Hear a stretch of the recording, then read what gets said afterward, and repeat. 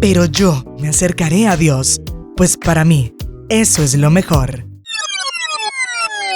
Cerca de Dios es mejor.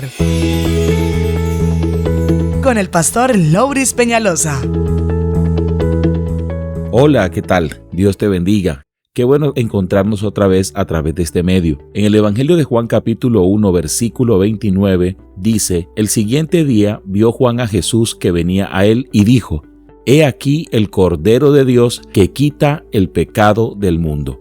Qué bueno que pensemos en quién es el Señor Jesucristo. En este pasaje la palabra de Dios nos muestra que Juan el Bautista, cuando ve al Señor Jesucristo que viene hacia él, le dice a las personas que están con él: miren, este es el Cordero de Dios que quita el pecado del mundo. Juan utiliza la frase Cordero de Dios para referirse a Jesús, pensando precisamente en lo que ocurría en la antigüedad en el pueblo de Israel.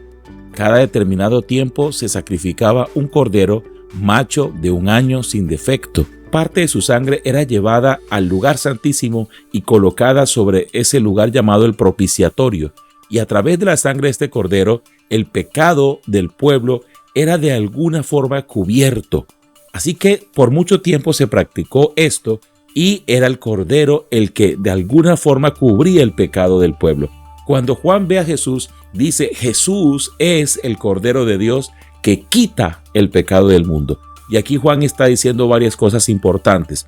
Lo primero es que él identifica a Jesús como aquel que realmente quitaría el pecado del mundo y lo compara con lo que hacía el cordero, para recordar que ese cordero sacrificado tomaba el pecado del pueblo y él moría en lugar del pueblo. De alguna forma cubría el pecado. Pero Jesús el Señor vino a morir una sola vez, y no solo para cubrir, sino para quitar el pecado del mundo.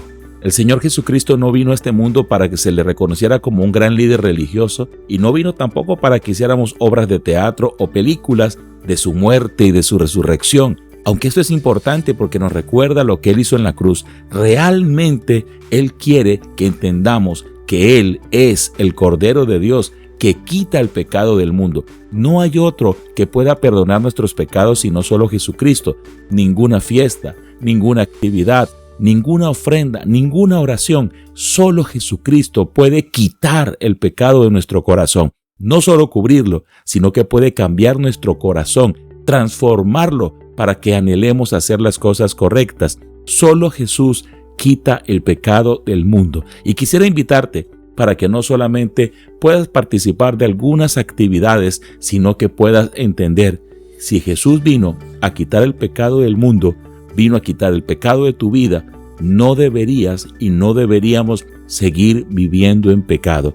Que esta sea la oportunidad para reconocer a Jesús como el que perdona nuestros pecados, pero para tomar la decisión de no seguir viviendo en pecado, arrepentirnos hoy y encontrar en Jesús el perdón de nuestros pecados, que Él quite de nuestro corazón toda maldad y que nos haga personas nuevas.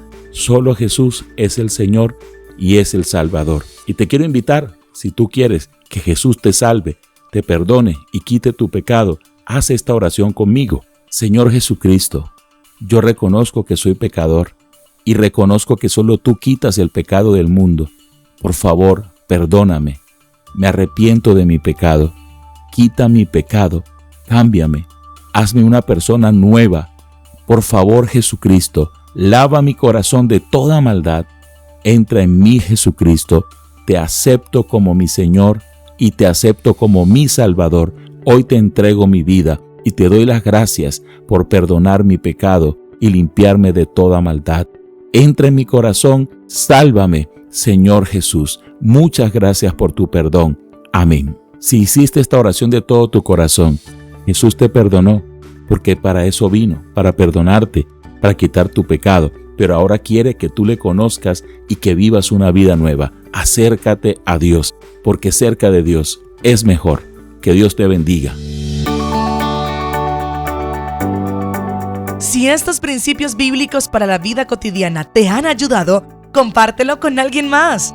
Si deseas fortalecer una relación correcta con nuestro Señor y Salvador Jesucristo, comunícate al WhatsApp 321-802-7395. Estamos atentos.